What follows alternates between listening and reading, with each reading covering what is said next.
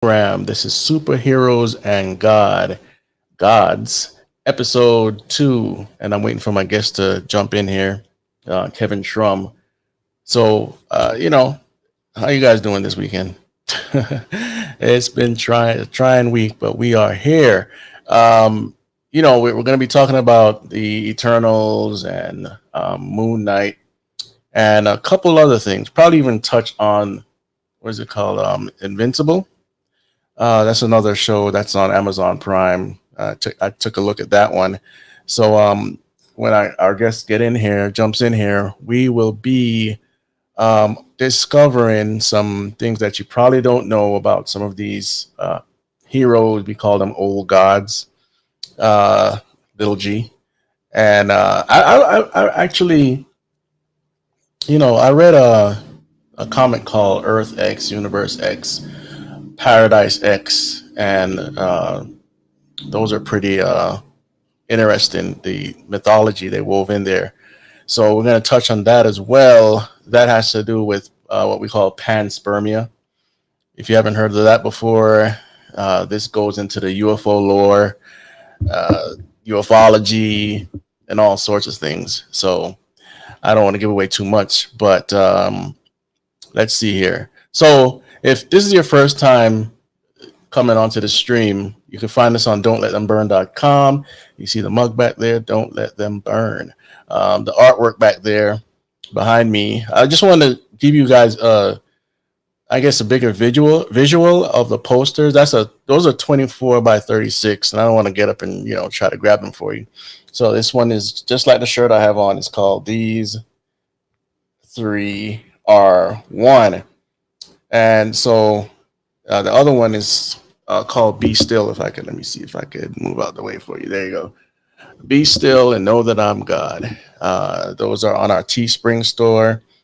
And in fact, in case you're interested, the thing about Teespring is everything doesn't show up on my show, so I have to not the show, but the store. So I have to actually get in contact with them and ask them what's going on there.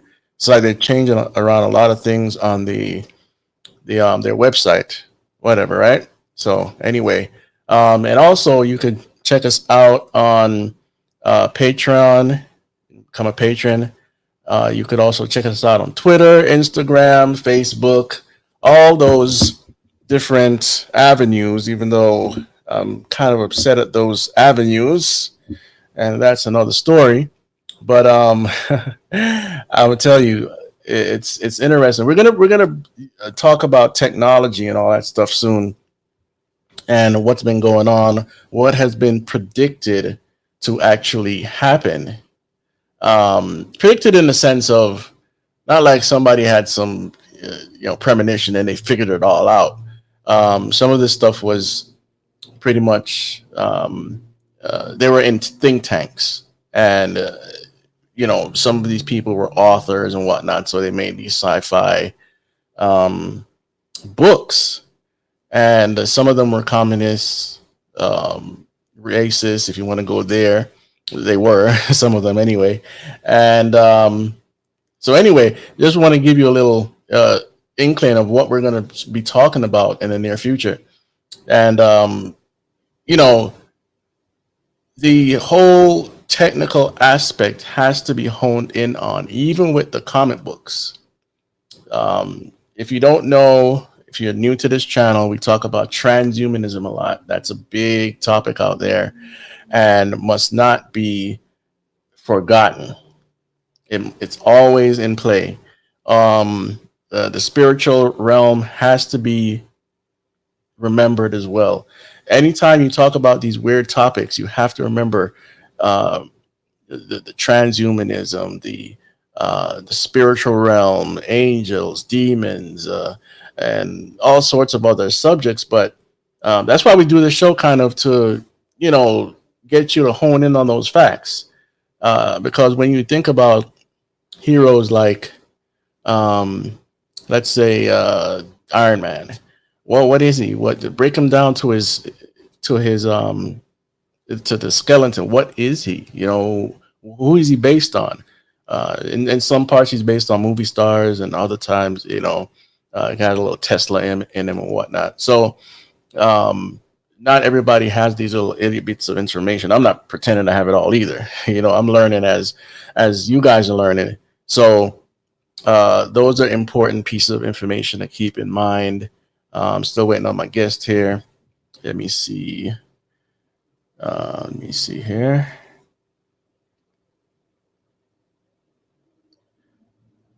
All right.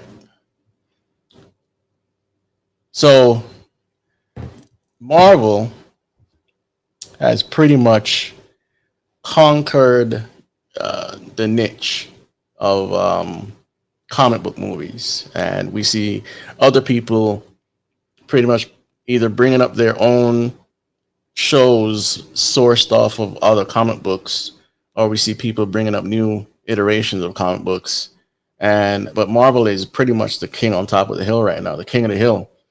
But even in the video game spectrum, we find the same topics, the same tropes. So even if this was a video game exclusive channel, you'll hear the same things I talk about with movies and TV shows and books or whatnot. In fact, speaking of the technological aspect, which is interwoven into Marvel's storyline, you want to check out Technocracy Rising by Patrick Wood. I'm on chapter 2. People would have assumed that I've already read the whole book, but I haven't. And it pretty much goes down into the bare bones of what technocracy is and some of the players. And believe it or not, a lot of the original players were not the usual suspects. Bilderberg and Rockefeller, Rothschild, people like that. Eventually, they kind of got involved. So I think you'll find it very interesting. No matter if you're just talking about technology or comic books, the stuff it's real, and it is what is starting to rule our world now. So whether you even if you talk about the jab, you're gonna find technocracy woven in there, and I've talked about it before. So you guys definitely want to check that out. Let's see here. If you guys have like questions, please put them in the super chat. I'm trying to learn how to run all this stuff, so give me a little grace here. So yeah, somebody pointed out that Disney is trying to buy DC. I've heard that, but I haven't seen it confirmed. Amazon just got in control of MGM. That's a large library, and including James Bond. So AT&T sold Warner Brothers, who is in control of DC movies anyway. And that's going to be merged with Universal. So before you had six, the big six, AOL, Time Warner, what was the other one called? I'm blanking on it. It starts with a V. Viacom, and a couple others. And they control, if you didn't know, they control all of your media pretty much. Not when I say all, I mean a big percentage. Not all. There are smaller companies, but what these people usually do is buy up the smaller companies. So anyway, they own your books, magazines, you name it. Most of your entertainment, and is a pretty big deal because it's not. See, I don't want to make it seem like all these people have a coordinated plan to do X, Y, Z. It's not like that. So within these realms of the corporate structure, you have a lot of infighting. So they're not all on the same page, but they are on the same page spiritually, because the world has to go in a direction. The Bible talks about the spirit that basically dwell in the children of disobedience. You might wonder why certain people don't ever get saved or don't ever turn to God or whatnot. They probably would never anyway. So God knows who's going to turn to him. So they have the wide road and the small road. The wide road, that's where the world is going. The small road or narrow road is where those that are saved end up on. And if you look in the spirit of the Millennium Kingdom, what you're going to see is many people, even with Jesus Christ here in the future, on earth, ruling from Israel. The Christians that came back with him are ruling with him, and the martyrs that got resurrected in Revelation 20 are ruling with him. And there are people that won't go up to Israel and worship him. They're blessed. They have longer lives. They're having babies and stuff like that. But the influence of Satan is gone, right? And so they have no excuse. So it shows you how important it is to receive Christ, because this sin nature is just horrible. Even with the devil not there, even with his influence is not there, and we pretty much have a paradise. It's not a perfect world in the sense of it's not totally renovated, but it's the closest you're going to get to the new heavens and new earth. So, and then at the end of the millennium, Satan is let loose, and multitudes of people turn against Jesus while he's on earth, while they know he's God, and they go up to Jerusalem to war against him. This is after the 7-year tribulation. This is the middle, in the Millennium Kingdom, 1,000-year reign of Jesus Christ. So with that, you see that the heart of man, like the Bible says, is desperately wicked. So anyway, the children that have this spirit of disobedience ruling in them, it's the sin nature, and it's a sad thing.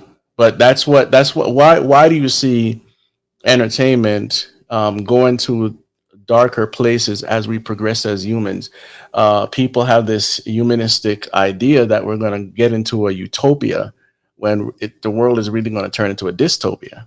They have all these platitudes and whatever that they push out to you. It's not like all of them don't have the worst idea for humanity. It's just we're not going to get to this place. It's just not going to happen, according to the Bible, anyway. Right? So you have people with great ideas. They want to do the best for humanity and whatnot. And some of this stuff is in the movies. Some of the stuff is in the comic books. But what I urge you to do, and this is what I do, is go back to the origins. Go back to the origins of, say, environmentalism.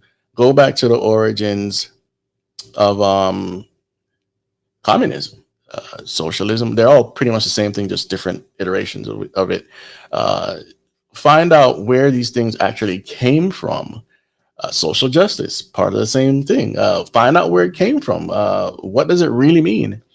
So the term inclusiveness, find out what it really means.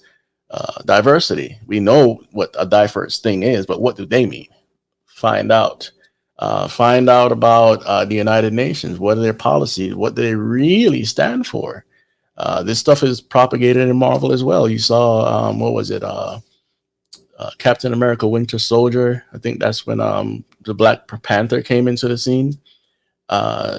He spoke in front of the United Nations. His father got killed.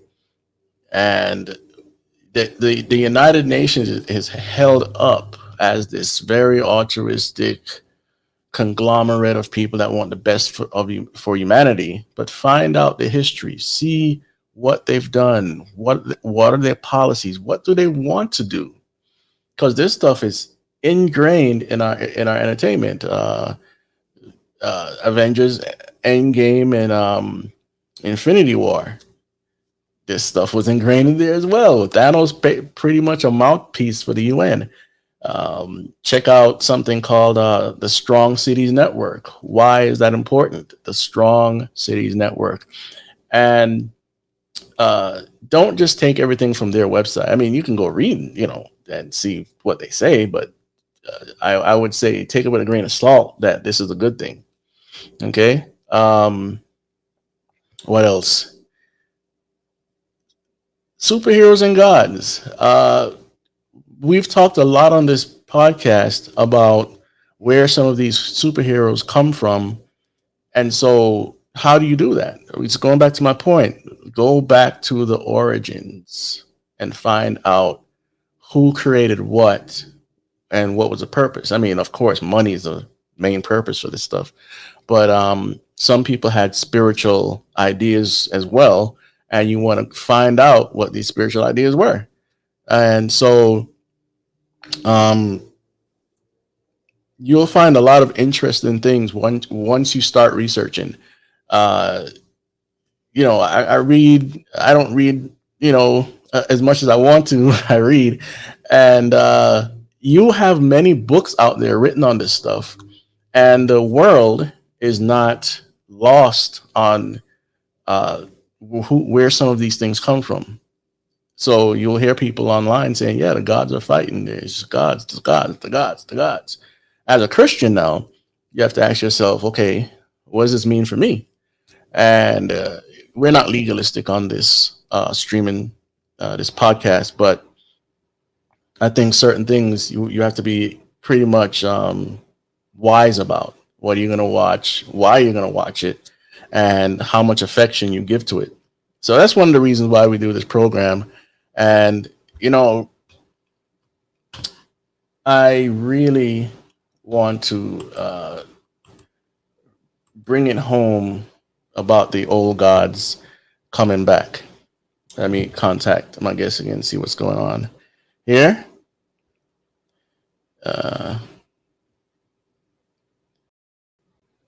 Yeah, so you have a lot of people out there, writers, etc., that they most of them are saying the old gods are coming back. In what form does that? What does that mean? What does that mean?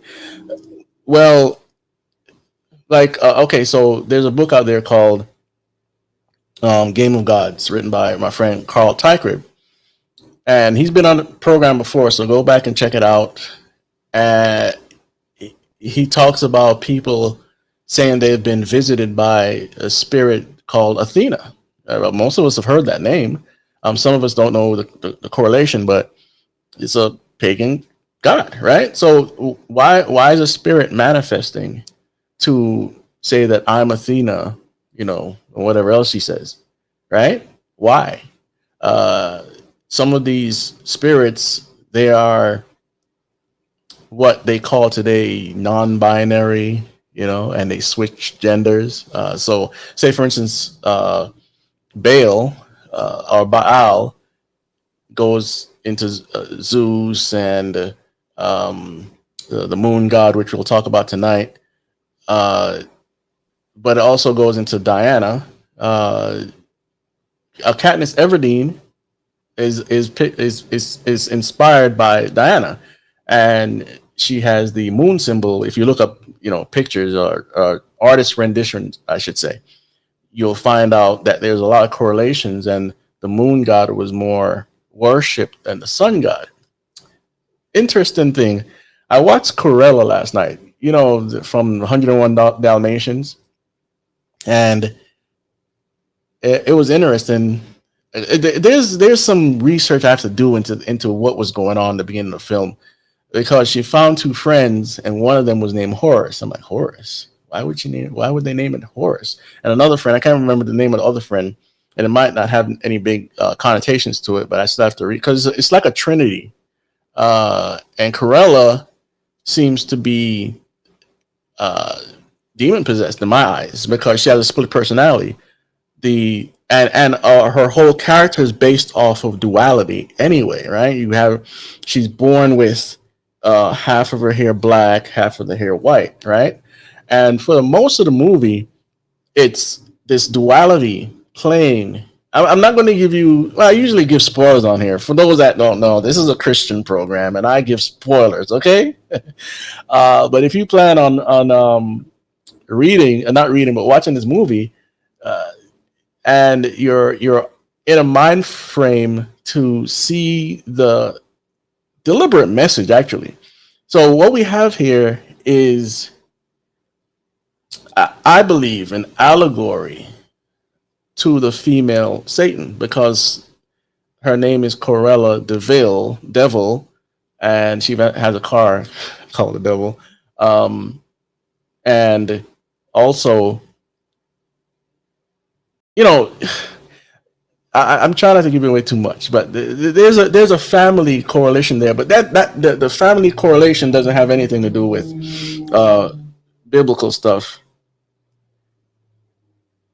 Yeah. So the movie was really interesting in a lot of aspects. The symbolisms are all over the place.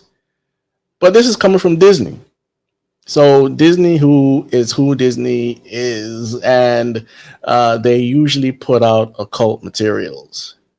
But I'm telling you, a lot of the movies coming out now, whether it's from Disney or Amazon or whatnot, they have strong, blatant, spiritual, not even overtone. It's in your face, man. It's in your face. So let me start off a little bit about Moon Knight. Let me see something here. My guest just contacted me. Ding. All right. All right. So let me get into a little bit about the Eternals, and I'm going to show you something. And screen, and this screen share. All right. Show on screen. All right. So this right here these are the Celestials. These right here. And the Celestials are, they kind of look like the progenitors, the originals, you know, and from them came the Eternals. So what we have here is we have the Celestials who, check this out, they got in contact with a spirit called Mother Earth, right? So we've all, well, not all, but a lot of us have heard the term Mother Earth, and another term for her is Mother Nature, Gaia. This is the name that a lot of pagan religions worship, and it goes by other names as well. So the Celestials met her, and out of that came the Wanderers and another guy named Gamenon, right? And so from there you can have a genetic experiment that got into the humans. You also have what's broken off of all those things: the Deviants and the Eternals, right? And so the Deviants, they found out about some cosmic power, what you guys would call the Force. All right. So the Force, I mean, I explained it so many times. Yeah, spiritual energy, the Force, and it goes into a lot of different names. Okay, a lot of different names. So we don't know what the movie The Eternals is going to actually produce. So when my friend comes on, whenever that is, he's going to explain a lot more. He did a lot more research into this than I did, and he read a lot more about Jack Kirby, and he knows a lot about the creators of the Eternal. And he also created what's called the Old Gods for DC, right? And I never read any of those comic books, but I am used to Kirby's artwork and some of the stuff that he did regarding Fantastic Four and all this other stuff, right? So anyway, the Eternals now, they not the Eternals, but the Celestials, through Mother Gaia and all this other stuff, they supposedly seeded humanity. It's like in the concept of evolution, you have um, the cosmic showers raining down on the rocks, and then out of that comes, bacteria or whatever, and then over thousands or millions of years, whichever one they choose, out comes humanity. All right, think of it something like that, but with a space seed from these so-called celestials, which you've seen before in Marvel movies. Let me see here. Right. We've seen it before in some. Here we go. That's one that you've seen. I think this one was in either Guardians of the Galaxy or Thor or something like that. Right. So they're gigantic. Another one that you've seen is Egon, whatever, the Living Planet, right? From Guardians of the Galaxy. This guy right here, he's a celestial. And he claims in Guardians of the Galaxy that he just became into being, right? And he was a gigantic living brain, and then he learned, just drifted on in space, and all of a sudden he knew how to form a human body and blah blah blah, right? And I know all of this stuff is fantasy, but the point that we were doing the show is, again, going back into the origins of some of these myths. Okay, so here are more celestials. I think this is a concept from the Eternals movie. So they're going to show them, and notice they're giants. We're not regular giants. We're talking about taller than skyscrapers. Okay, so from there, like I said, these beings were supposedly the people that seeded Earth. And when you see stuff like the cavemen,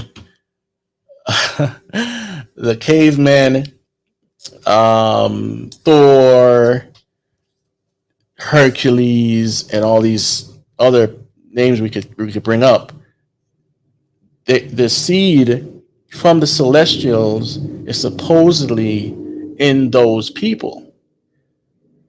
That's what the comics explain, right? And then later on, what you find is, as humanity goes on, you get to World War II. The reason why Steve Rogers is able to take the serum and survive is because he had this seed in him, right? When it comes to the X-Men, they have a seed. When I say seed, I don't mean like sperm. It's in the DNA from way back, okay? And so from there, the mutants came, and remember that mutants are not human, but they're part of the evolutionary process. So when you hear the term transhumanism, you're transcending humanity, right? That's what mutants are, as far as the comics are concerned. And so that's the seed from the Celestials are in the mutants, and that's why they become so powerful and godlike. Wolverine is born with bone claws, but they put adamantium over his claws, and he's like as a person that lives however long he's going to live, right? And can he be killed? Yes, but he will live for a very long time. That's because of the seed from the Celestials. Professor X, he's a I think a Omega level mutant, right?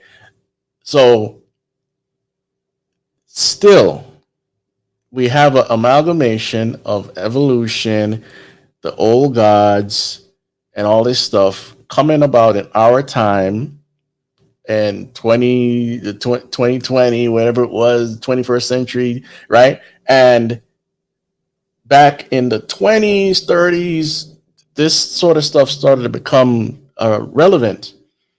Crowley, who was visited by a spirit named Horus, was told some things, and he knew that the age of the Supermen or the Ubermensch was coming, and he pretty much died around the dawn of comic books. So he sort of kind of missed it, you know. That's the 40s there. So um, what these comic books and stuff also mean is, now remember, I'm not blanketing all comic book creators, all comic books, and saying they're all evil or something like that. I'm just giving you an explanation of stuff that's going on. I've written my own personal comic books. I didn't have any of this stuff in mind. I didn't know about the old gods and all this stuff. I didn't know, right? And I even used names that I wasn't necessarily familiar with, the history of the name, like Kronos. I had something called Kronos. I didn't know. I just probably heard it somewhere, and it, you know, it was recalled in my mind. So anyway, uh, what's called a new age, or the age of Aquarius and all this stuff. This is intertwined into all this thinking.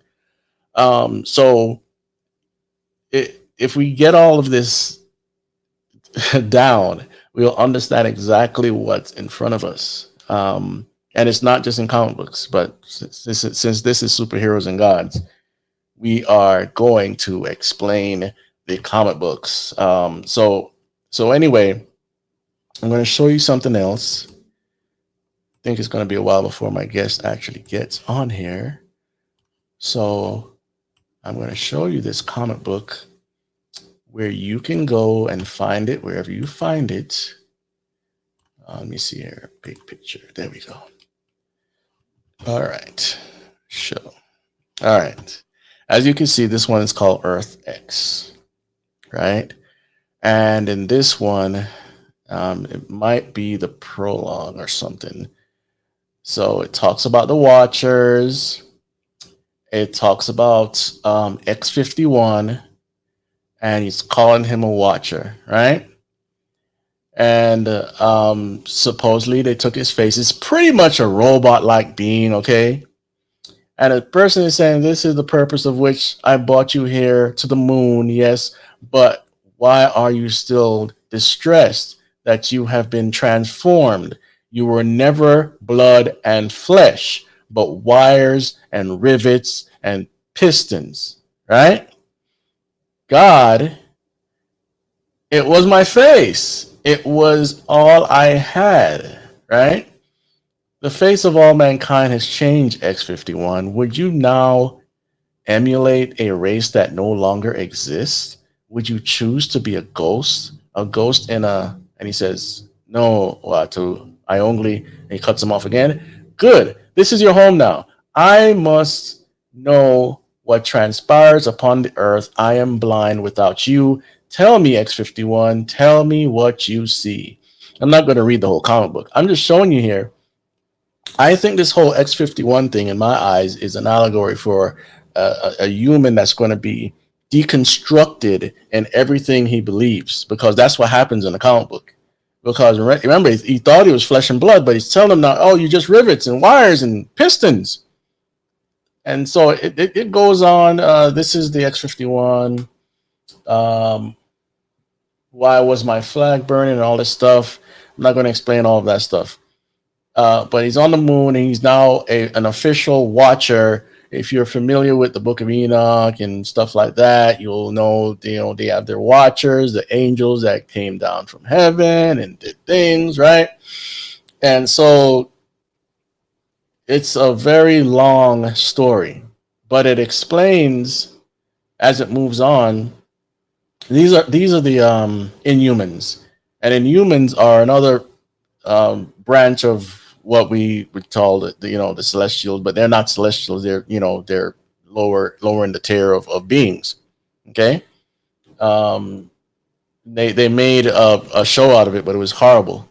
So these are the ones that dwell on the moon, and they come and visit humanity every now and then, right? So I think you should go read this for yourself, man. There's a lot of stuff in here, and the story I just told you pretty much is in this whole series. It's called Earth X, Paradise X, Universe X, and you're gonna see. Remember, he just explained that humanity is pretty much gone. But why? Because these mutants, the seed that's germinating in humanity made everybody transhuman, post-human. You look up the term post-human, see how long it's been talked about. Post-humanism, transhumanism first, then post-humanism. That's the course that humanity is headed on. But the regular world, the normal layman doesn't really know that this is happening. So when you hear, sorry, give me a second here. My guess is right me again. All right. Uh-huh.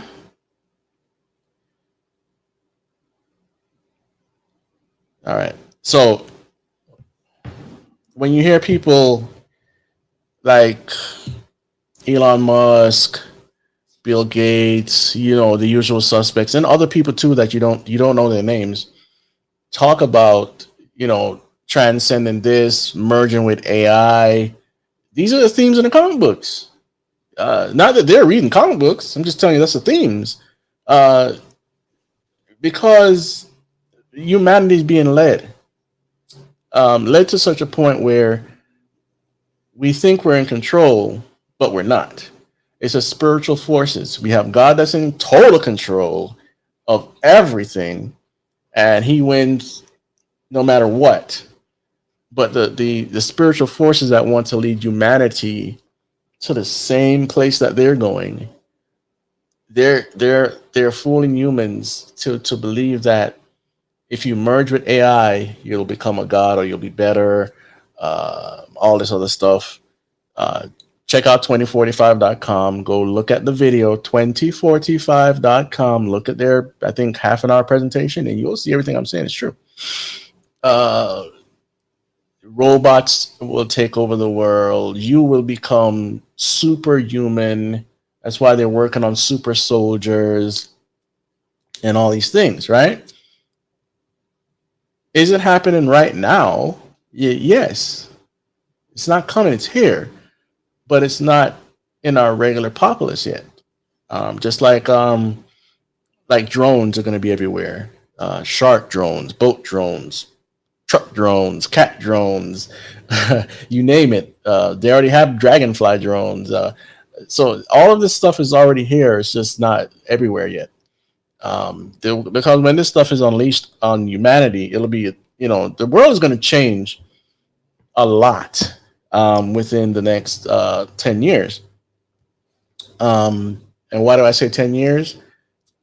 It's probably going to be less than 10 years, actually. But they have their plans. When I say they, I mean the people that are the movers and shakers of the world that some of them you see their face, some of them you don't. Like Klaus Schwab, World Economic Forum, Davos, Bilderberg, and you name it. They have their plans for 2030, 2045.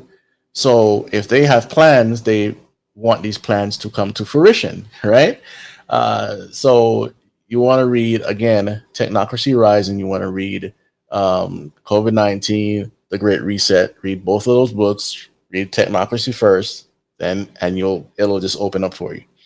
So 10 years. What will the world look like in 10 years with gene editing now a reality through CRISPR? If you haven't heard of CRISPR-Cas9, you want to check that out, okay? And check it out today. You're going to realize that the world is not the same anymore. It's not just that the internet is here and we have all this information coming towards us. We can manipulate the genome of anything now, whether it's a good thing or a bad thing. But here's the thing: in some of these experiments, say for instance, you're trying to get rid of a cancer sequence in the DNA, and you're able to get it out, and it put it back together, it changes other things. But once you've changed, it's irreversible. So you could look at things like accidents happening, that that might be uncontrollable, unexpected, right? Obviously, accident, right? Um, but you'll have things done that are purposeful. We can't think that um, humanity. We already know we fight all the time, and people do evil things. And the Bible, in I believe it's Revelation 1, talks about people that invent wicked things. So we can't have this idea that none of these things were going to happen when people are actually working on it. You just have to look up the articles. These things you could find out in like 2 seconds, man. Uh, Look up uh, robots having babies with humans. Look it up. I'm laughing because it's so easy to find. Um, will we have a world like that in the future? I don't know. I don't know how long God is going to let all of this go on before he drops the hammer, which is the 7-year tribulation. Um, you Once Israel signs the compact, it starts. Um, and then rapture before that. Or no, I'm not going to say before that. Whatever. We're not going to be in a 7-year tribulation as Christians. If you don't believe that, then it's okay. Um, but something's going to trigger the 7-year tribulation. I just told you, right? So is that time frame going to be a time frame where some of these inventions are bought out on the planet? I would say yes. Talking about the mark of the beast, and there are things that the Bible just it doesn't explain, because one, the terms weren't there that we use today, and God doesn't want to tell you everything. He's telling you what's important to keep you from that time, or to warn people about that time coming. And we've been warning for centuries, of course, but the modern era that we live in is pretty much, it's kind of irrefutable how far gone we are as a society. So that's one of the reasons why these comic books are very relevant to Bible prophecy, technocracy, technology, transhumanism, and all these things. Um, right now, they're messing with the DNA of animals and humans. And yes, there are clone experiments going on. You just have to search. People want to spend thousands of dollars to clone their dog, and if that dog has passed, they want the DNA to bring back Fido. Look it up. This wasn't a topic for tonight, so I don't have articles in front of me and all this stuff. Um, People will try to clone their loved ones that passed. And one of the concepts that they have is, okay, so grandmother passed or something. Okay, bring her back, but transfer her memories that you downloaded, so called, into the new body, and we'll have grandma back, or my dead son, or my dead daughter, or my spouse. These movies are out there. They're already trying to do it. And some of these movies pretty much source from future technologies. So you want to have that in mind as well. So um, with movies like The Eternals coming to the forefront, it tells you obviously that Marvel is going on a galactic, cosmic level. And from my research into UFO stuff, UFO themes. Let me say UFO themes. I'm not big into ufology, but UFO themes in movies and what's being said in the real world, and how we're getting so much disclosure So, themes like these are setting us up as well. What if when the rapture happens, the excuse is, well, the aliens took them, or they're up in the.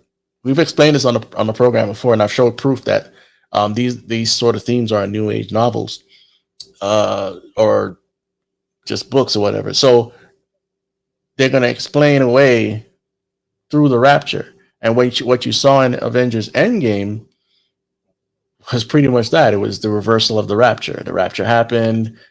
This godlike being snapped half the galaxy away, or the universe or whatever, and no one knew what happens. Helicopters flying into buildings. The same thing you would see in a rapture movie. Okay, except in this, people turn to dust, right? And the next movie, Endgame, is them trying to reverse this rapture event, and they had to go back in time to grab all these things, right?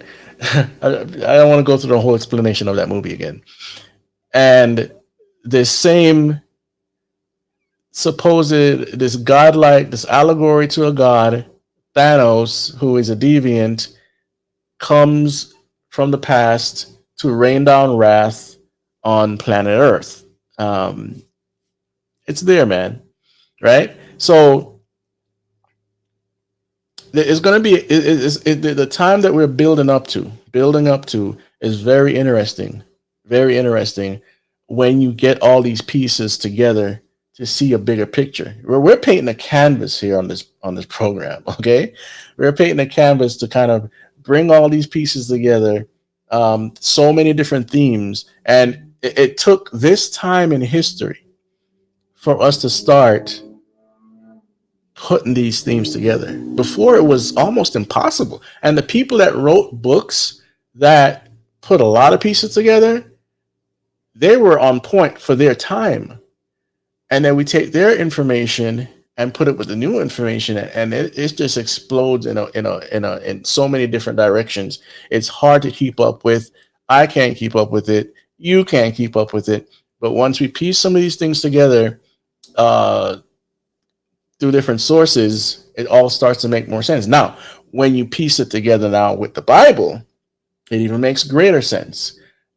For instance, okay, so for those that don't know this theme, don't understand it, and it seems weird to you, uh, just follow along with Genesis 6, and you see that the sons of God, which is Benai, I don't know if I'm pronouncing it right, but it's Benai Elohim.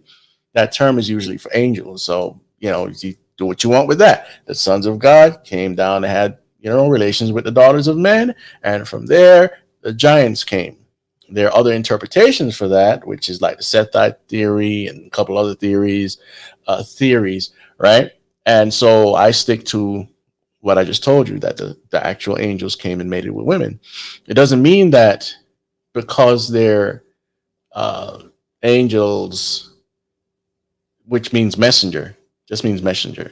It's they're heavenly beings. Okay, when Jesus came, pre-incarnate Jesus to Abraham, he came with two other beings, and they sat down. They talk, they ate, they had the functions of a normal male body. The rest is only speculation if they had the other functions, But that little part of the Bible tells you what's up.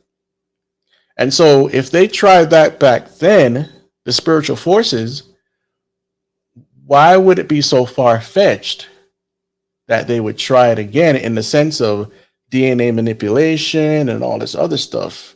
The old gods are influencing humanity to go in a certain way. There was a movie called The Man That Knew Infinity. And this doesn't have to do with DNA or anything like that, but has to do with old gods. So he was from India. Can't remember the name of the actual guy. It was a real story. And he had these mathematical equations that were just astonishing. And but it was hard for the regular human to really put it in, layman's term or whatever. And so he went to Europe to a college, and the professor there was an atheist. And you kind of like ignored the fact that he believed in a god. And so they had a interesting relationship or whatnot. But by the end of the movie, the guy's now the guy that made up the math equation, so called, he was dying from cancer. But the professor was like, he was kind of like warming up to the idea of, a god, yeah. And he said to the guy, how did you come up with this stuff, the equations? And he said that my goddess came to me and gave it to me. Okay, I'm not saying math is evil. I'm not saying that. That'll be the dumbest thing. Our whole makeup is mathematic. What I'm saying is a spirit influenced somebody, and now we use those equations today. So it helped push us forward. I've talked over and over and over again about the comic book writers that say that they took drugs, and the so-called aliens, or whatever you want to call it, visited them and showed them things and told them to put what they're saying into the comic books. Now, this isn't every comic book writer. We don't have enough evidence for a lot of the originals, but we know that they were into the occult based on the themes that they put in their comic books, right? And hopefully soon we'll get my friend to come on and pretty much explain that. He's well versed in the occult themes in comic books, and I know some things too, but particularly Moon Knight and the Eternals. On one of our shows that he was on, he explained about something called Devil Dinosaur, and Devil Dinosaur was made by Jack Kirby. Devil Dinosaur was literally the devil. He helped Adam and Eve like figure to escape from a garden. I'm just saying. Listen, we can't say these things are far fetched when the creators admit it. Okay. And there's some stuff that I'm researching for my documentary regarding Star Trek that'll make you go boom. What? I just don't want to give it away now, but you can find it if you want to. If you want to search, so the DNA manipulation, right? Genesis 6. We have a new world opening up to us. Even though the ideas, the concepts have been there for generations, for centuries, from Greek mythology, Roman mythology, Germanic mythology, and all this stuff, right? Man transcending humanity, or some outside force having relations with human women, like Superman. If you watch the Superman and Lois TV show, Superman has kids now. He has 2 boys, and one of them he had latent powers, and now the powers are manifesting, right? And so the whole cinematography is borrowed from the movie Man of Steel.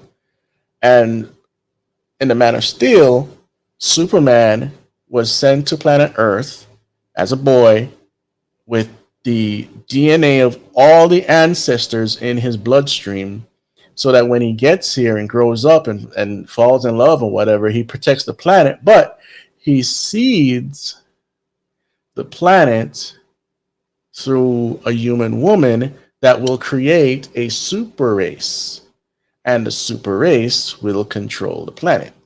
This is the concept. But these concepts are also borrowed again from modern technology, sort of liberal thought. You have postmodernism in there, and a bunch of these things that. Okay, so a lot of people, since we're so disconnected from history, we don't go back to the 1800s. We don't go back to the 1700s and figure out what was going on at that time. When those are the time that really shaped a lot of things going on right now. That's when the Enlightenment movement was going on, where they're enlightened, they're no, we don't have to believe in God and all this stuff. More atheists, whatever. Um, these things were popping up more often. Darwinism came in the picture, with evolution and all that. So those things, when you're talking about the leftist mindset that just gets wonky, all that stuff was back then too. And they produced their materials through media. They influenced society through media. You know, even TV wasn't. It was all publications or whatever. However they can get it out, they got it out. And so then you have people like Blavatsky, Crowley, and all these people coming up one after the other, or a little bit around the same time. They had their little seance parties and private clubs, secret societies, and all those things are relevant to what we're talking about here. But like I said, you see, it's so much stuff to explain, so many things to get into, you get lost. And so that's why, on the last program, I said, don't let this stuff replace your Bible, because the Bible is the key to explain the rest of it. Satan came down with a campaign from heaven that he started because iniquity was found in him. And he came to who? To humanity, to destroy that and take over a kingdom. The kingdoms are always overthrown from the inside. You'll hardly hear in history stuff from the outside. It's only a few, okay? But usually it's somebody. So anyway, he deceived Eve, and then, here it goes. And now he rules this planet for a short time, right? And so from there, we have every piece of evil that you can think of comes from him. From that jump off point. In fact, from heaven to earth, those 2 points, everything that you see now that's evil comes from that. Doesn't matter if it's a cult, if it's feminism, if it's, you name it, that's the jump off point. And so once we understand that, we get to make a lot of sense out of what's going on now. We're divided politically, religiously, and a whole bunch of stuff. But Jesus didn't come to bring humanity together. He came to cause division, because he is the only way. And so why do we talk about these things? Because one, we're warning a portion of humanity, which are Bible-believing Christians, about some of the themes. And then we're trying to influence the lost, which maybe one of you are, to turn to Jesus today. So, all right, our friend is here, Mr. Kevin Schrum. Let me add him to the stream. Oh, your audio is kind of jacked, my friend. Okay, is it too loud or?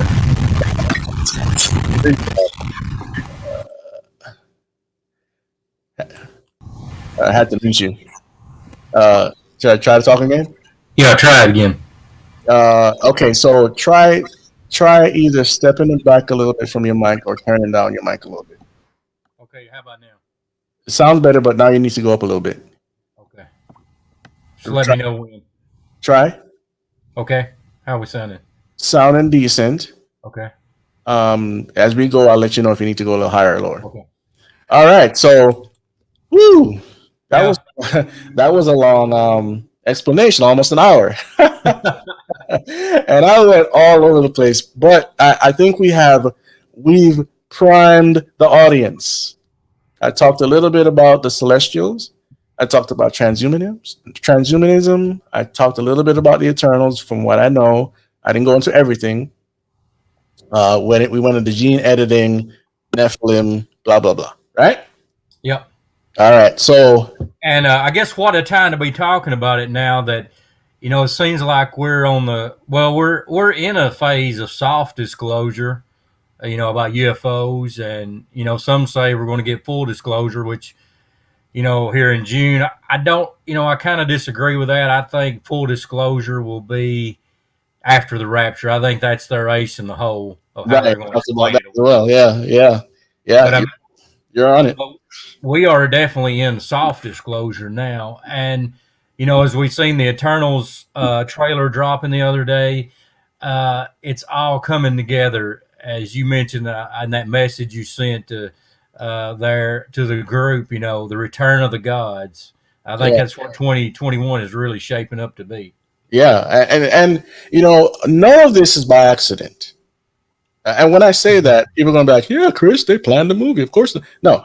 What I mean in this from the spiritual realm, this is none of this is by accident. This is the course of humanity to go towards these things, and it seems appealing to the flesh, Right.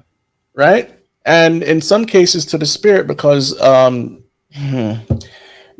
people just they won't turn, and I explained that as well. So, okay, so the Eternals trailer came out. If you didn't see the trailer, when this is finished, you want to go watch the trailer. Basically, what they're saying in there is that we've been here with you all along, but we haven't interfered, or sometimes they interfere, but they pretty much kept quiet. And some people online are talking about, oh, you're saying that through all these things that happened through the Marvel faces, you guys just didn't help us, So this is a theme that goes on throughout mythology. Right. They say that, and this is not true, but they say that God just created everything and stepped back and left it alone. Right. Let's see what happens. That is not true. God is in control. He's been in the course of humanity from the beginning, before the beginning, actually. And so he's still there. He's on his throne. He's omnipresent. He sees everything. He knows everything. And he's over all. Right. Just want to get that clear. So in these mythologies, the gods step back. If we don't pray to them, then they kind of like just die off or something. All these little things. Go ahead. Well, I mean, it goes back to the UFO theme. That's what they're going to bring to the UFOs is they seeded us originally, and they've been watching passively watching us all this whole time. And it's going to come to a crisis point, and they're going to say, "Hey, we're here. We had to step in to save you from either destroying yourself or whatever." They may even actually say they're saving us from going to save us from the tribulation to come after the rapture. So, and that's what the Eternals were. They were, or the Celestials were. They came down while the creatures on this planet were primitive apes, and they started experimenting. Yeah. And they come out with actually three. They come out with three types forms of beings. You come up with the Deviants, humans, and the Eternals. And I was thinking about that. That's sort of twisting of Scripture. You go there to Revelation 5, where it talks about the Lamb opening the seals on the book over there. It talks about that no man was found worthy in heaven or in the earth or under the earth. Right. And that's sort of what they do with those three. The deviants are under the earth, the humans are on the earth, and the Eternals are, looking heavenward. So it's all, like I said, it's all based on mythos. It's and the Marvel universe right now, it's taking the same turn the comic books did. In the 1960s, you had some occultic stuff with Steve Ditko. A lot of it was underlying, really not in your face. But then, when Jack Kirby came back from DC in the mid '70s, I mean, they started full bore on things. His esoteric leanings really came out. In the Eternals there when he came back to Marvel in the mid '70s. Right. And as I explained before, this stuff is blatant. It's not, some hidden thing that you have to figure out by, praying 5 times a day. It's right in your face. Right. Um, I explained about the deviants and the wanderers and how we connect. They connected to the humans, the genetic experiment that went on through Yamanon and Mother Earth, and all this stuff. So I touched on those issues. So let me show people the poster for the Eternals. And so, for those that don't know, this is a Christian, broadcast, but we don't make stuff up or assume too much. So this is the poster with everybody. Oh, these are all the name of the stars that are in the movie, and here we have a kind of megalithic, triangular um, spaceship. Okay, Yeah. and then we have the not the wait 3 6 10 spirits, um the quote unquote gods, eternals, which they're not eternal. Only God is, um that are showing up, right? Right. And then it says here, in the beginning. I wonder where they got that from. Well, let me read this to you. This is the introduction to the first issue in Marvel Comics. Like I said, this come out in the mid-70s. This was the first, first sentence or two in the comic book. It says, "Is man alone in the universe? Mhm. Every myth and legend to emerge from the distant past points to a strange visitation from the stars. Beings of great power have been on this earth and then departed." That Mm. was the very first words that Kirby penned in the Eternals #1. Wow. You see, like I said, it's right in your face. Yes. And here on the poster, it says in the beginning. And for those that don't know, that's the first words in the Bible, right? And so we have some blasphemy going on there. And again, these are not like the ultimate gods or anything. No. These are lesser gods. Well, actually, they're the product, I guess you could say, almost of what we'd say today, human evolution going higher. Right. Yeah. And so they Hmm. were the highest form of the Celestials' creation. So I guess you could say that's humanity 2.0 then right there. So from here, let's.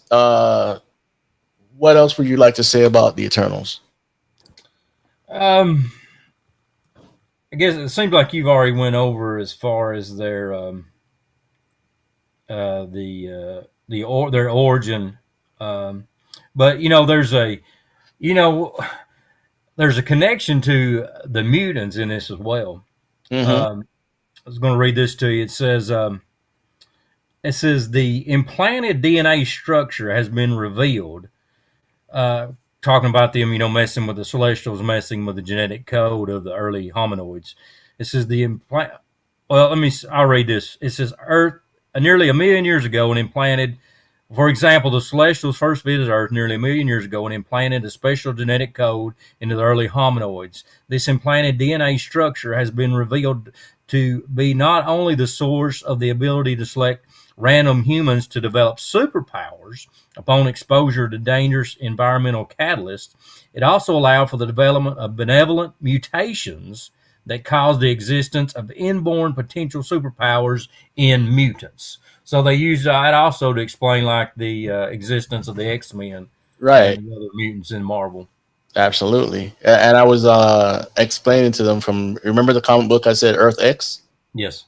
I was trying to explain from that comic book how the mutants came on the planet, because they have a whole historical breakdown in this comic book. And pretty much it's given to us from a watcher that's training a robot that thinks he's human to understand the way he needs to think. And it's a deconstruction of even his belief in God. Yeah. Very interesting. Yeah, So, that's what all this is. It's an alternative. message than that of what the Bible speaks of creation. Yeah. And that's really, I believe that's going to be probably be, no doubt, be the strong delusion. People are going to be fed, in the tribulation period, that there's no God. It was the space brothers who seeded us and now coming back. Right. And that's the theme. That is the theme that they're bringing up constantly. Right. Here is a screenshot. Well, not a screenshot, but this is the actual comic. This is, I believe, part 2 of the Earth X series, and this is showing you. We know that the meteor wiped out the dinosaurs. It was the flood, and there's evidence for that, by the way. And it's showing this stuff here happening, and talking about the killing of the indigenous creatures. And this is the robot dude. So the Watcher is showing him what's going on. See, today most on Earth believe a meteor roughly the size of a moon struck the Earth, where I given human irony, and so they're telling a little bit of the truth there, right? Right. And he says, but why did this happen? Why was blasting away a part of the Earth necessary? Why kill all the dinosaurs? So and then it goes into, here we go. Yep. It was there to hear. I was there to hear the first cautionary cries of man. There to watch his just opening eyes grow wide, and it goes through this history, and then it starts to talk about. I think it's in this one.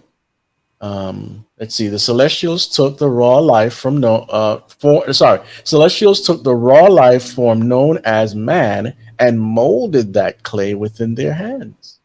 Yeah. Let's see. The first race was a failure. The Deviants, as they came to be called, were designed with too much aggression and rebelled against the Celestials almost immediately. A second, more stable race was necessary. They were called the Eternals. So it's all here, guys, if you want to check it out. And I think that's where the mark of the beast is going to come into, with transhumanism, the ability to descend what you are. And I know people claiming the vaccines, the mark of the beast, and all that, but I think it's going to be so much more. It's going to be it's going to present people with the ability to transcend or supposedly transcend humanity, I believe. Right. Well, you see, it's. I know people get upset when we say the vaccine's not the mark, because they're very convinced it is, but that's based on their view on eschatology. Right. Right. Our view is pre-trib. If the mark was here, then we'd be in the 7-year tribulation, according to the Bible, not us. We'd also have the first beast and the second beast, and the second beast is the one that releases the mark. Yeah. Mm-hmm. So if those components are not here, this is not the mark. Now, is it technology that leads up to it? Could be. But there's even worse technology out there. Right, exactly. There's worse technology that could be the mark. So don't get too cornered into what we're going through now. You got to really branch out and see what else is out there, because we've been seeing technology building up for years now, decades now. Soulmark and all these other chips and tattoos and biometric this and that. We've been seeing it for a long time. So anyway, I agree with you. So here's another piece. And I'm not going to go through this whole comment, guys. We're going to get into Moon Knight and some other things. So anyway, here it says, using the alien terrigen mist, which is a part of the Inhumans and all these weird iterations, they reshaped humanity by triggering the seeds already implanted within from the Celestials' first visit. Yeah. So they're telling you what I've been saying all along. These humans also rebelled against their creator and kept themselves from the view of the Kree and for thousands of years in the hidden city of Attilan. So that's part of the whole Kree war with the Eternals, and on it goes.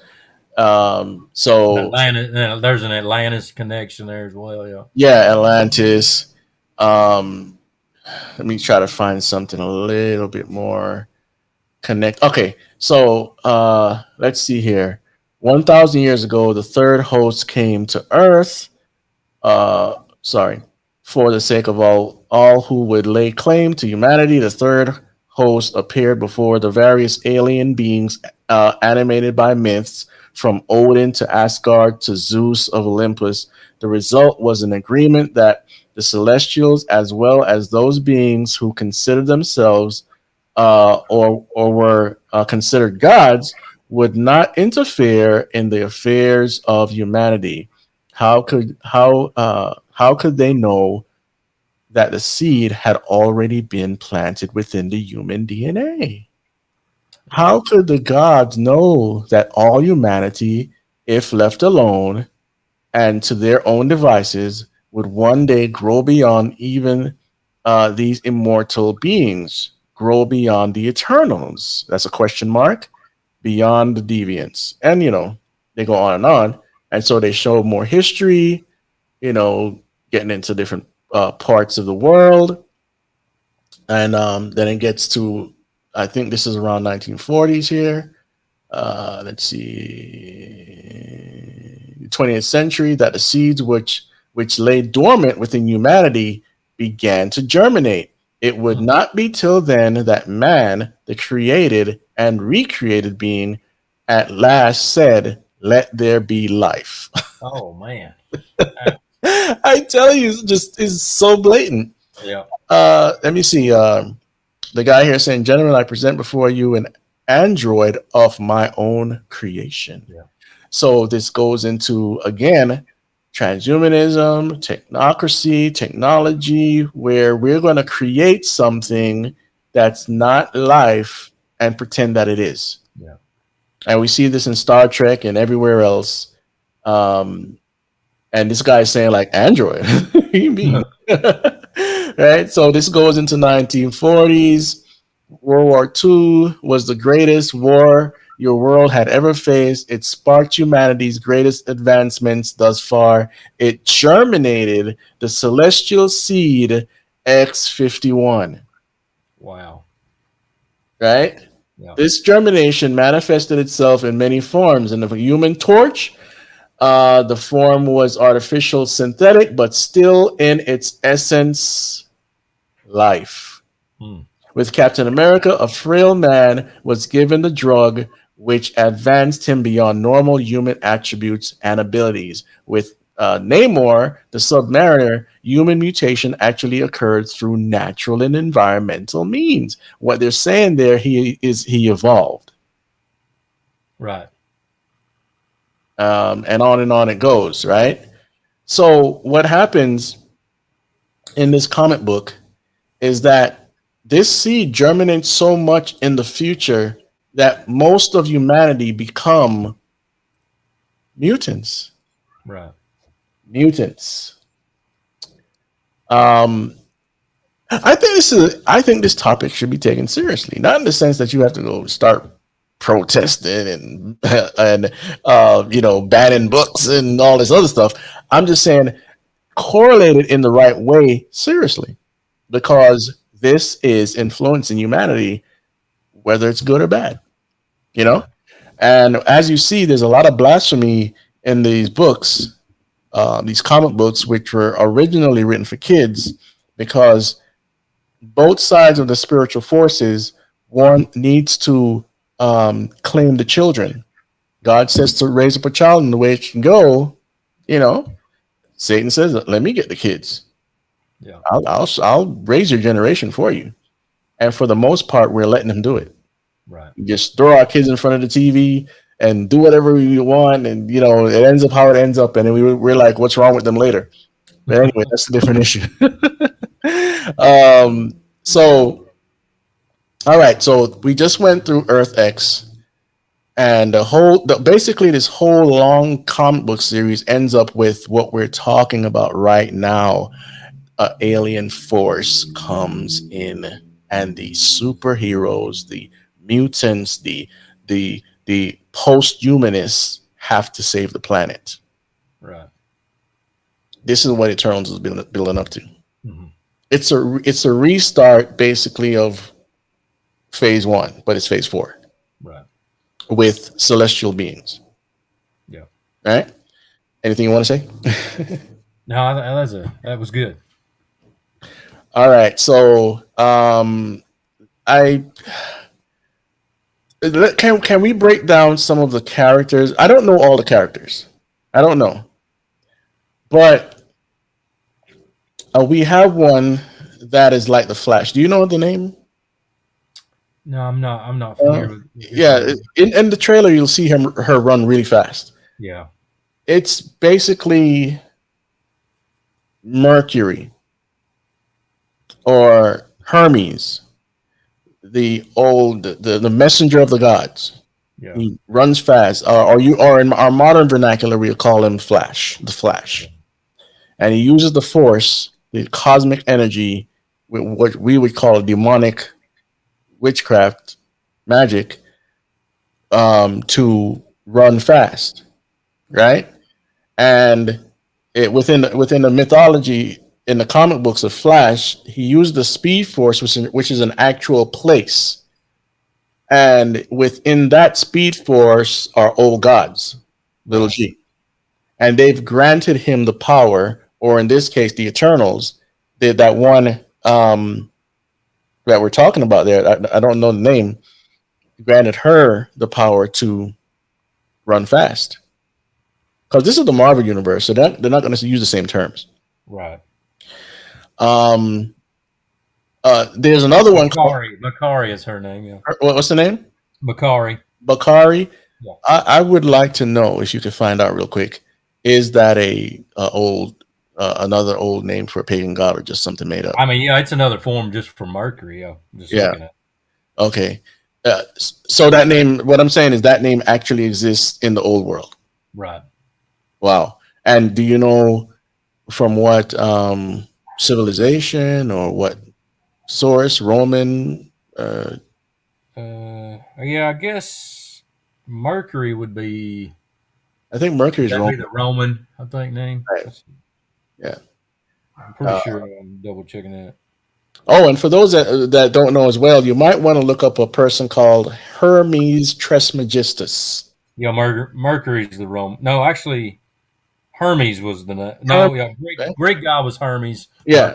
Roman, yeah. All right, but what about her name, the actual person? Yeah, I'm not sure on that one. Okay, all right. There's another. I think in the original comics it was a male, and they changed it to a female. Right, they gender swapped. Yeah. I can't keep up when they do that. Yeah. Well, I think they gender swapped the one called Sprite. Yeah. The Sprite is like the Loki of the Eternals.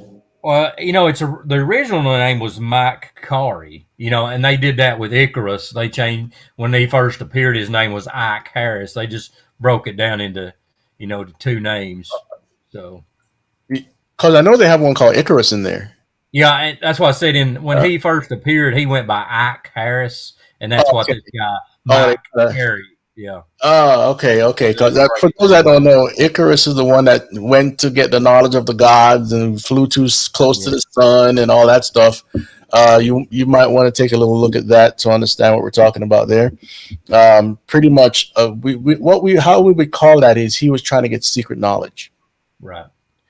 The gnosis, and he got punished for it. Okay, so that's the character that's in this group of old gods. Yeah, he's like the main character that starts it all. Yeah. And he was in the comic books. I don't know about the movie. Yeah. We for those that don't know, we haven't seen the movie because no one has, except for the people that actually created it and screened it. So we're gonna hold off a lot about this actual movie until we actually see it. But we're just giving you little tidbits right now. And there's another character in there called Sprite. You guys drink the soda? It's named after a old spirit in the folklore, is a fairy. A fairy is well known as a demon. Right. Also a pixie, you know. So it says here that a sprite is a supernatural entity in European mythology. They are often depicted as fairy-like creatures or as an ethereal entity. The word sprite is derived from the Latin sprite, spiritus, spirit, via the French esprit, if that's how you pronounce it. Variations of the term includes the sprite and the Celtic spriggan. The term is chiefly used with regard to elves and fairies in European folklore, and in modern English, it is rarely used in reference to spirits. And you know, you're into computers, right? You, Yes. yes. And so the term sprite comes up often, doesn't it? Like in video games Right. and stuff. Yeah, Like, that's yeah, and of course we drink the soda. animation. Yeah. So you know, I'm not saying you can't drink Sprite. Well, and it's also what's interesting to note. You know, in the comics that it appeared as gender fluid back in the comic. Yeah, yeah, just like Inanna. Gender fluid. Yeah, and I touched on that earlier too. Yeah, some of these guys they switch, you know, their gender. They're like, hey, today I'm a girl. Today I identify as a man. What's going on? Think about. I think something just clicked in a few of your minds. What are we hearing today? You can identify as this. You can identify as a spoon. I'm a they, them, he, her, sure, whatever. Okay? That they're warping your mind. When I say they, we have a group of humans and we have a group of spirits. And they want to warp your mind to where you cannot think like a normal human. So they warp the words, change the terms, pervert the terms until you cannot think straight. And we see that the old quote unquote gods, little g, did the same thing. Yeah. And Lucifer, the enlightened one, always twists things and perverts it. So that's a sprite. So we named 3 of the 10. And I believe, if I'm not mistaken, Icarus or another being is one of the most powerful ones, and he can actually go up against Thanos. And for those that don't know, Thanos, the origins of that name is pretty much the angel of death in Greek. Right. Yeah. And in the study of death, it's called Thanatos. So in biblical studies. So a lot of this is drawn from now. Is there something wrong with drawing from the past? Not necessarily. I think it's the context that you use it in. Yeah. Because if you're trying to get people to fall in love with, you know, XYZ old God, and that's a problem within Christianity. Yeah. If you're the world, it's not going to make any difference because you already belong to the devil, and the Bible declares that, not me. Okay, it says you're condemned already. You need to turn to Jesus Christ today, right? Okay, so those are the names of some of these so-called Eternals, right? So we see a rich story. Probably, maybe the movie will be pure garbage. I don't know. But according to insiders, they say it's one of the best movie Marvel has ever put out. Now that's in the rumor mill. Okay, we'll find out when it comes out.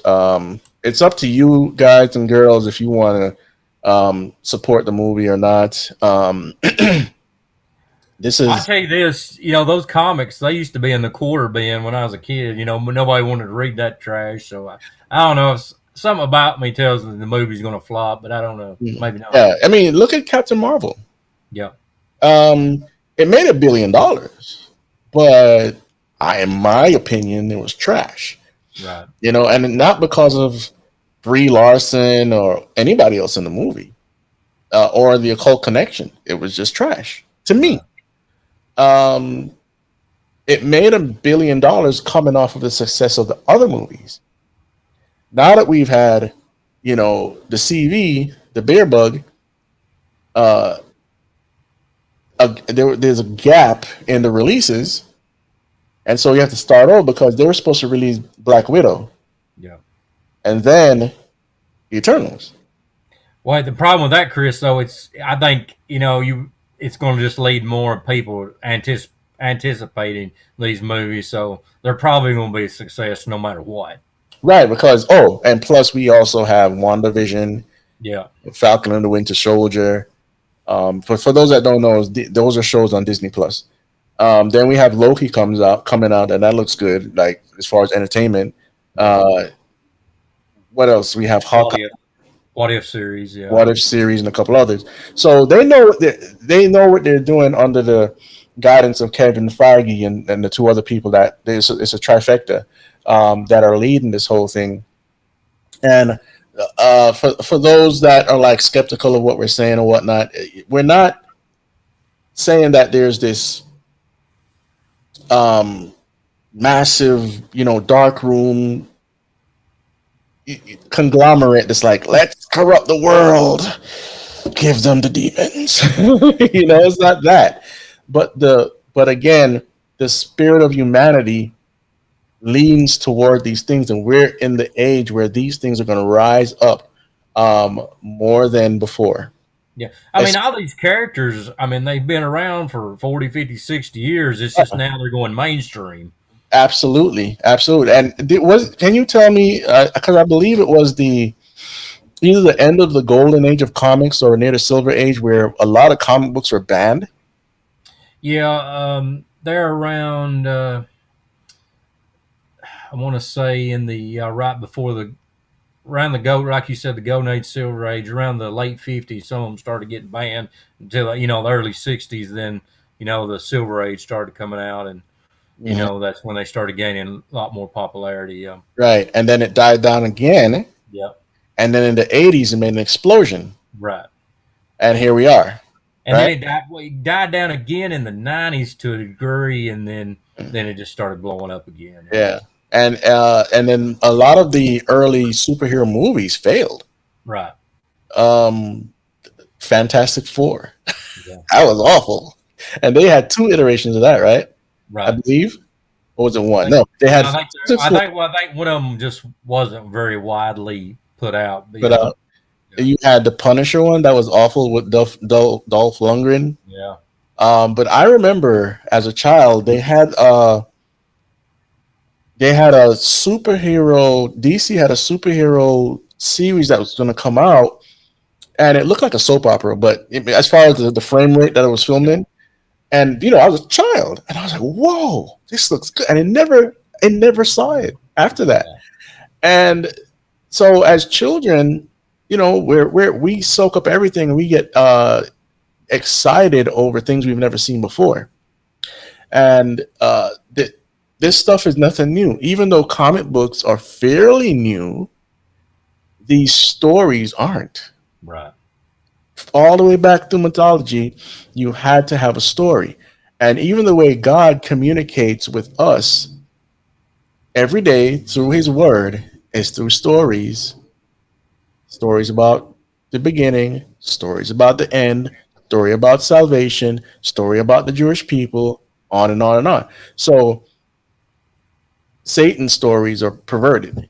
Yeah. And that doesn't mean that because you're unsaved or because you're saved, that whatever story you make is just automatically evil. I mean, they're good stories written by unsaved people. So we're not saying that, just to be clear. So anyway, where you want to go next? You ready to get to Moon Knight now? Yeah, and I don't know much about Moon Knight, but let's get into. If I can find it real quick. I hope I didn't close it off. An article about Moon Knight, so that people can get where we're trying to go with this. All right, so show on stream. All right, so this article is from Variety that came out a few days ago, May 27th. And it says, Marvel family confirms Oscar Isaac as Moon Knight star. And so the little things I know about Moon Knight is that he's like a Batman that's kind of wayward or evil or whatever you want to call him. So it says Well, here, yeah, he started out sort of, as a hired gun, and then he comes more of like a hero after that. So, okay, and I know there are different iterations of Moon Knight as well. mhm. So here it goes. It says 7 months after Variety first broke the news that Isaac was in talks to star in Marvel Studios' upcoming Disney Plus series Moon Knight, Marvel has finally confirmed that 42-year-old actor will headline the project. Now it says naturally, Marvel did so via a tweet that reads, "We are Moon Knight." Now there's uh, significance to that. Oscar Isaac. A sly tip of the hat to the fact that Isaac's character, elite soldier and mercenary Mark Spector, has multiple distinctive personalities which he develops after he becomes the embodiment of Khonshu, the Egyptian god of the moon. Right. So they're not hiding that this guy is pretty much possessed. Yeah. People can't say we're making it up and we're crazy Christians and all this stuff. This guy's possessed. Yeah. That's they said he's the avatar of that moon god, but that the original, you could really boil it down. The original meaning of avatar was being possessed, Mm. or that word in Sanskrit, it means to descend. So it was the descent of a deity, into a human form. Then. Wow. So yeah, that makes sense. When you go on a message board or Facebook or whatever, you have this little picture there. It's a representation of who you are, whether it's your real face or a cartoon character or the letter P. It's the avatar. You're connected to that. And while you're online, you're possessing that thing to communicate with people. Yep, exactly. And the movie Avatar, right? What happens? We have a human that gets projected, in a sense, into a clone of a species on another planet, and he moves through that species. Exactly. That's the Avatar. Mm-hmm. Maybe people don't even know that's what it's really about. Yeah, You they know? think it's just a video game, or like you said, a little character online. But Right. Right. Same thing when you play Call of Duty, but in this case, a person is literally um, manifesting the demonic spirit behind him. And do you know why he took on this? he was left to die at like an archaeological dig, and this deity appeared to him and said, "I'll bring you back to life if you'll be my avatar." So So yeah, and I've seen that theme a lot in comics of back in the '80s when that's when I really started getting in the comics. A person. There was one in the '90s when the X-Men series when they turned the mutants into teenagers again, mm-hmm. and they went to an island called Genosha. Remember that? Mm-hmm. Well, there was a guy in there. They trapped all the mutants in this big giant tower, and the scientists pretty much, I think he died or something, and he sold his soul to some demonic being and became so powerful, and it was hard for the X-Men to beat him. Yeah. Well, this theme is all over the comic books, or maybe even Thanos. In one of the newer comic books, his past self had to have a conversation with Mephisto to make a deal. Yeah. And for those that don't know, Mephisto is Mephistopheles, who is Satan, who is also Yoda, who is also one of the gods of the Masonic order. Right. I'm not making that up. And they have their trinity is what's called Yabulan. Yeah. But we'll leave that for another time. So you'll see all these pacts with the devil, or some other deity, just like Black Panther, the original Black Panther, not what's the name of the guy? Not the actor, the actual Black Panther. T'Challa. Not T'Challa, but Oh, the original, going all the way back, made an agreement with the goddess Bast. oh, that yeah, his father, T'Challa's father. Then. Not his father, the one before him, way before Oh, him. okay, yeah, Yeah. And so she gave them the heart-shaped herb so that yeah, they could go into the spiritual realm and all this ancestor worship stuff, and they take on the spirit and the powers of the last Black Panther. So when T'Challa became the Black Panther, he was the most powerful Black Panther ever, right. and the most knowledgeable as well. Yeah, they must have rewritten that because I mean, and I think in the original, his father was the first one. So Okay. Thanks for that. So you see, guys, we have a little bit of history on this stuff. I used to read it, and so you see the demon possession stuff is always well, not always, but a lot of times it is, depending on the character, what they went through, and how desperate they are. In fact, when it comes to Spawn, yeah, which is a take on Hell Spawn, right? His wife is killed, and he makes a pact with Satan to come back, and he's now the spirit of vengeance. yeah. Can't make this stuff up. And So, see, yeah, and Moon Knight, he uses those personalities. First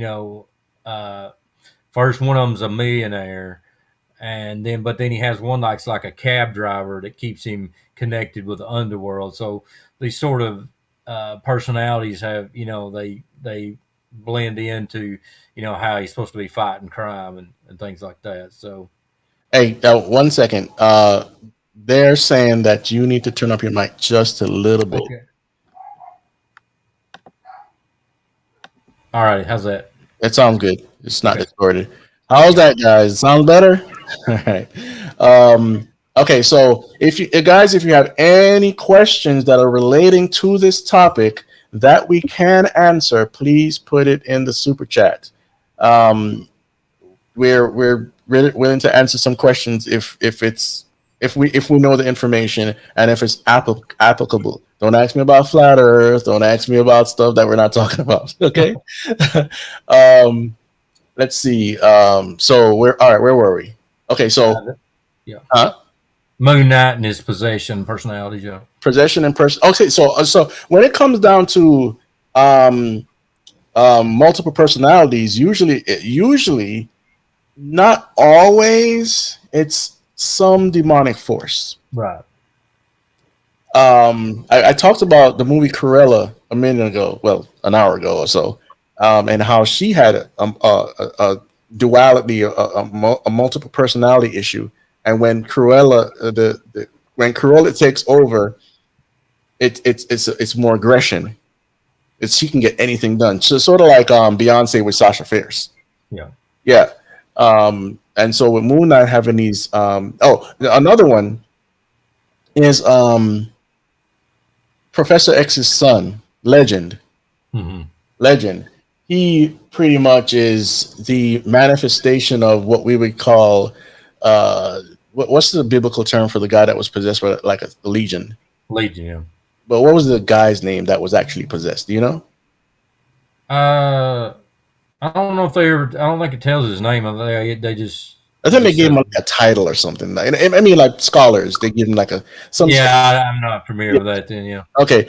So Legion was inside of this guy, and then Jesus, he asked Jesus to throw them out into a herd of pigs, and Jesus did that. So when you see Legion, hello. Yeah. It's the manifestation of that story in a Marvel comic book, an X-Men comic book, and pretty much if you watch that TV show or read the comic book, you see all sorts of personalities, and what he's able to do is drag from each personality or multiple personalities to gain power to exercise his abilities and complete whatever mission. Right. So basically, Moon Knight is kind of the same. Am I right? Yeah. You froze? Are you Yeah. frozen there?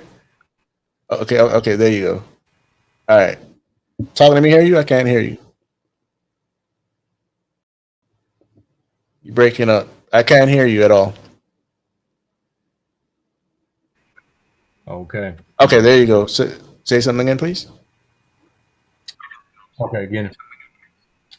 Yeah, you got there. Yeah, I'm here. Hello. I'm here. Okay.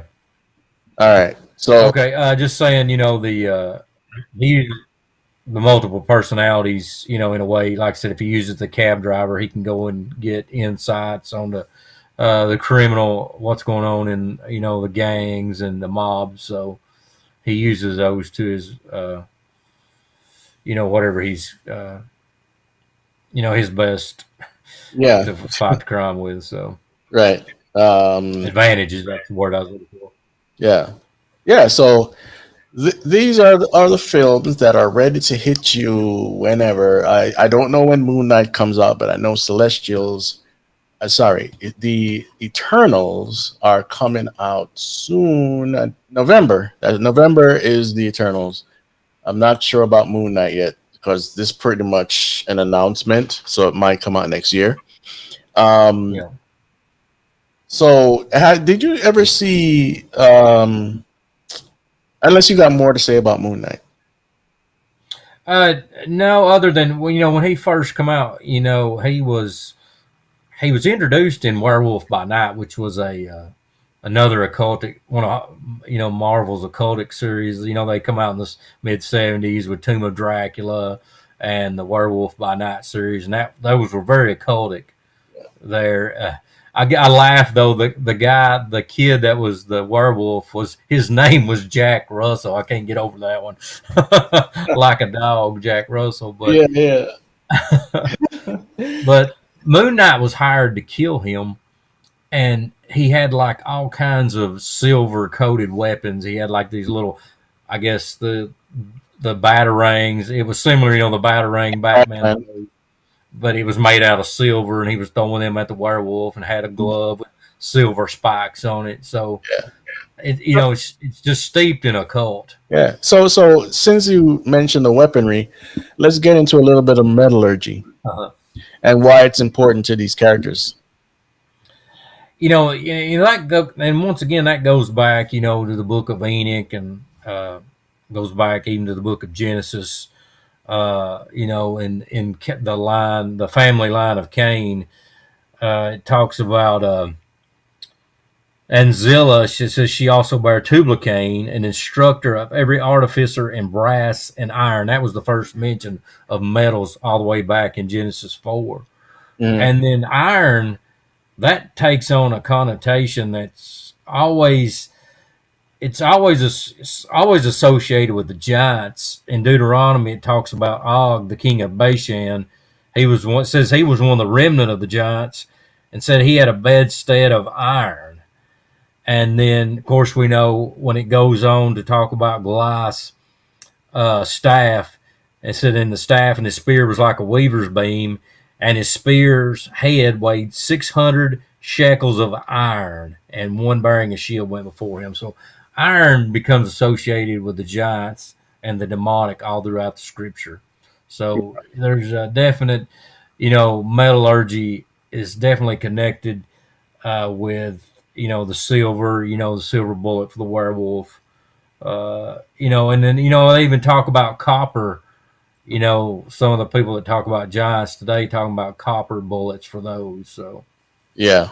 Well, you have Wolverine, born a mutant with bone claws that they put adamantium, which is not a real metal, all over his bones through an experiment, Weapon X program. Then you have Batman, of course, same kind of like with Moon Knight. You also have the Black Panther with vibranium, which is not a real metal. You have vibranium, and you have, I think, there's an opposite to that, unbranium or something like that.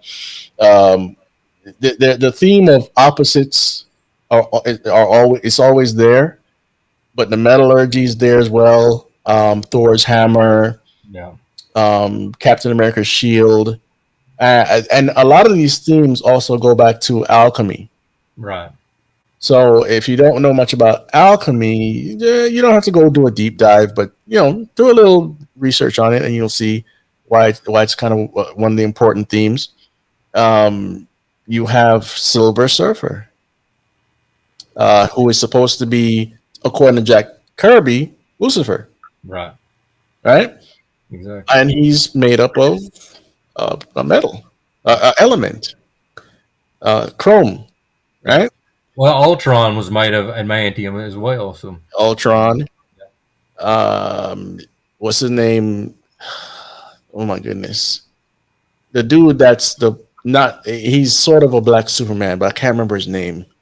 And he wields a hammer like Thor, a gigantic hammer, and a metal suit and all that. In fact, he was on the latest Superman and Lois show. He's the person that everybody thinks is Lex Luthor, but he's not. Um, so this theme is constant as well. Um, uh, Even Loki yeah. is steep with that stuff. So yeah, metallurgy. And did you ever check out a Amazon show called Invincible? No, I never saw that one. Let me look it up really quick so that I can show the audience. IMDb. Um, this show is interesting. So okay, here we are. 2021. Just set and show and stream. So this is Invincible. Uh, a lot of the best stories are formed around family problems, family issues, bonds, and whatnot. Star Wars is dad against son, and you know you have a sister, and this Mhm. one is father versus son. But the themes, you could look at this guy right here. I can't remember his name, like Superman, and he's way more powerful in my eyes. And his son is. Remember, I did. Were you weren't here when I was talking about Superman, right? Man of No. Steel. Okay. Well, I mentioned in there that in Man of Steel he was sent here to pretty much see the planet hybrid humans. Right. Well, this is the same thing. His son is the son of a human woman, and he is a Phanarian something. Anyway, he comes from another planet, seeds with a human, but his whole methodology is to wipe out and control Earth, and he sticks to that plan until near the end of the television series. And him and the son has a battle, but intertwined in this series is also fourth wave feminism. Um, the son has a alternative lifestyle best friend. Let's call it that. Outside of my friend, um, and there are other themes in there. The same tropes as I explained before: transhumanism, superhumans that have crazy abilities, aliens invading. Um, in one part, the aliens that invaded, they pretty much had from their realm. They aged too fast in the first invasion, and so uh, from that they went back and came. Their time is it moved so fast that by the time they came back, they're already advanced. Hmm. So anyway, they got so advanced that the Superman character here had to go into their realm and destroy their whole world within minutes. So it's one of the shows that it has crazy themes in it. It's developed from a comic book, of course, a newer comic book that I've never read. So I just wanted to put that in there for a second. Anything else you want to say? No, I never seen that. I had to check that one out. Yeah, and also this one. Let me see. I think I talked about this last time. This one right here, The Boys. Yeah. That's developed from a comic book as well. And every disgusting theme is in this streaming program on Amazon. This guy Highlander, who looks like a Captain America Superman ripoff, Mhm. he is the worst. But this show, what it actually brings out is what superheroes would be if they really existed. Yeah.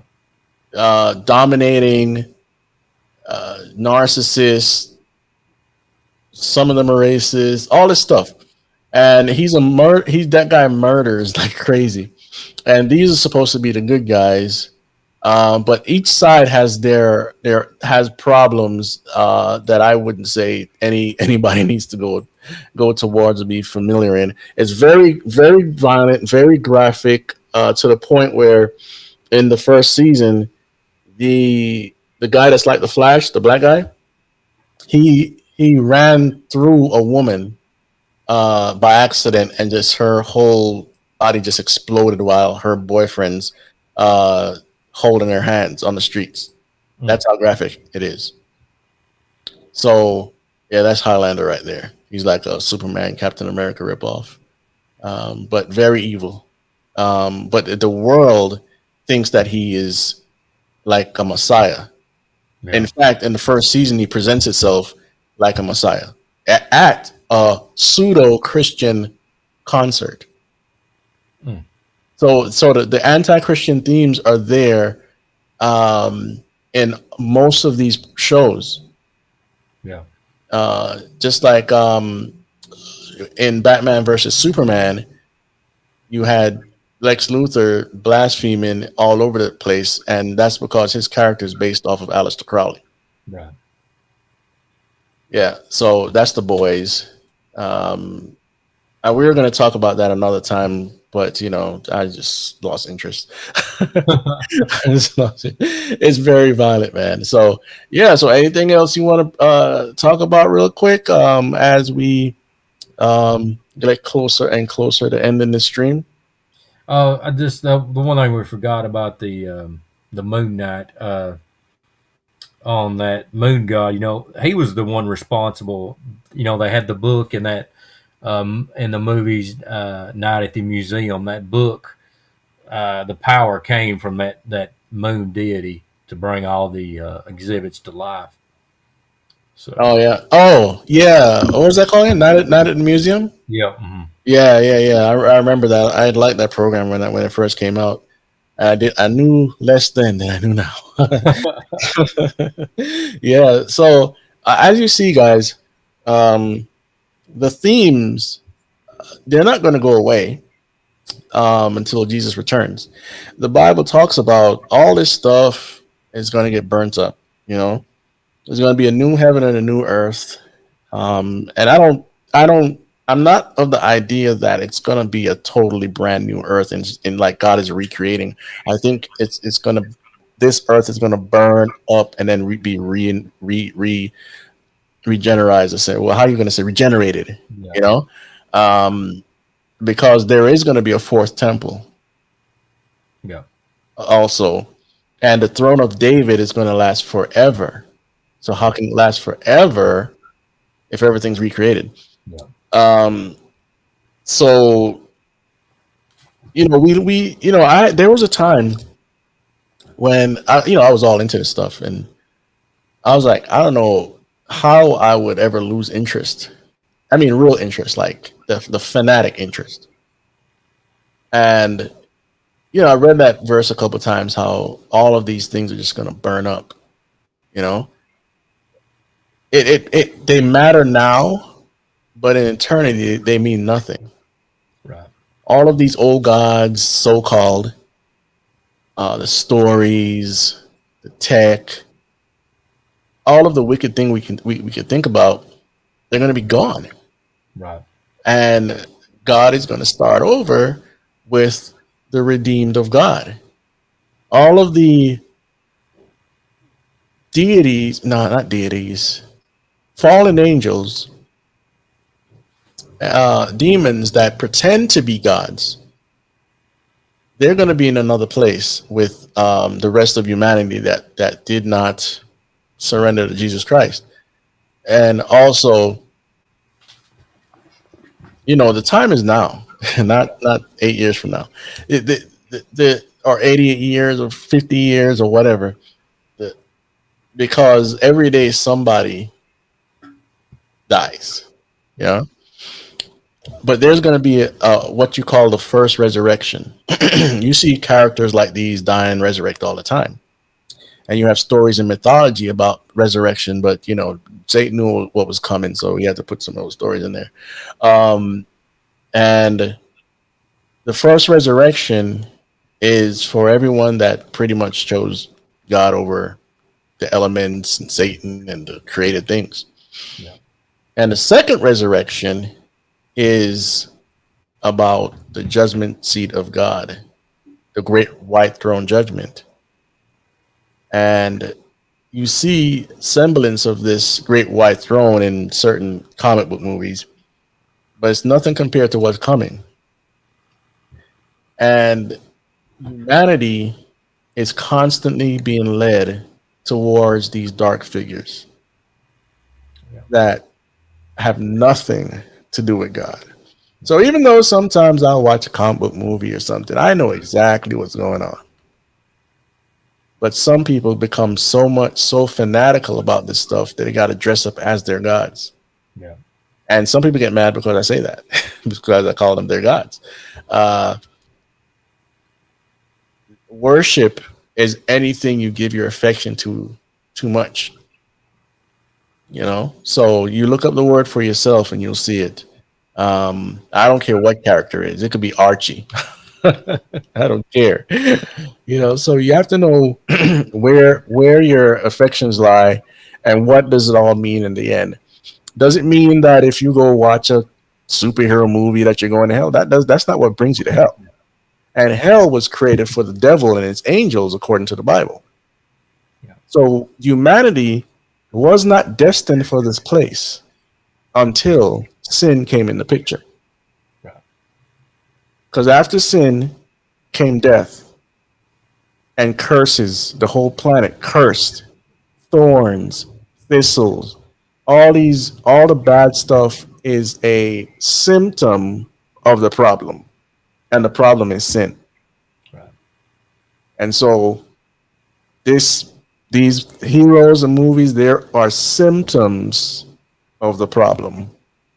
Symptoms of an incursion by angelic forces that rebelled against God. Yeah.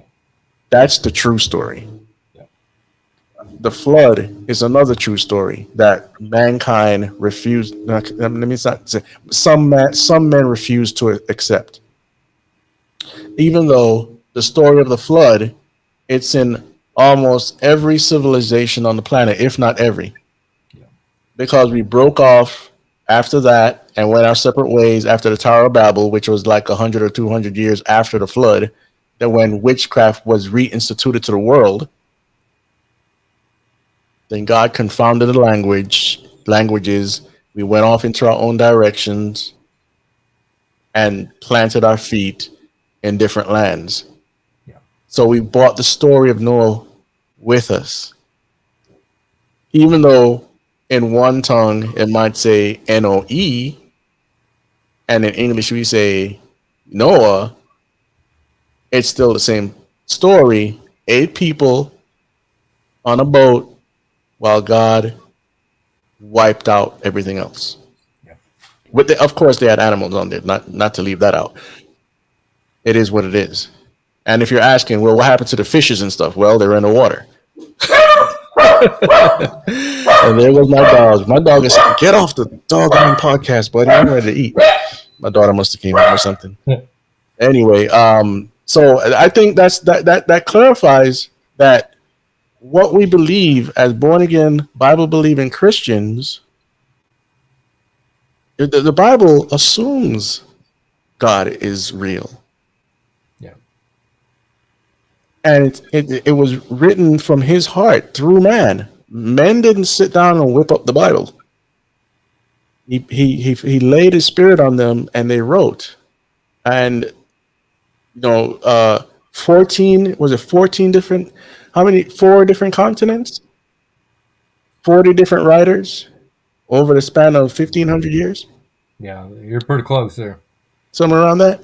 Yeah. And so, realize that this is a supernatural book. Everything else outside of that, they're okay.